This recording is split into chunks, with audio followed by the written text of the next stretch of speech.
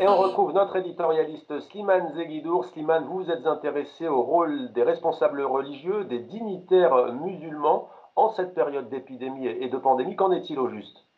Eh bien, Mohamed, la quasi-totalité de ces oulémas, à commencer par les Saoudiens qui sont les plus rigoristes, qui d'emblée ont appelé leurs fidèles à observer les règlements de sécurité face au coronavirus.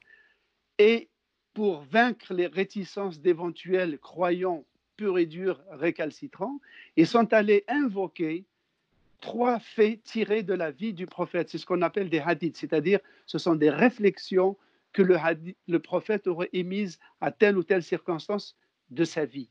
Ils en ont retiré trois qui sont diffusés à jet continu dans les réseaux sociaux, à défaut des mosquées qui sont fermées. La première, c'est l'obligation de se laver les mains plusieurs fois par jour. La deuxième, c'est de s'abstenir de quitter une ville où il y a une épidémie si c'est pour aller se réfugier dans une autre qui est indemne.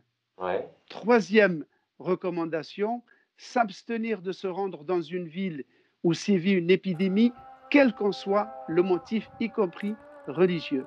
Donc, au nom de ces trois principes cardinaux, ils ont décidé de fermer toutes les mosquées, y compris les plus saintes, celles de la Mecque, de Médine et de Jérusalem.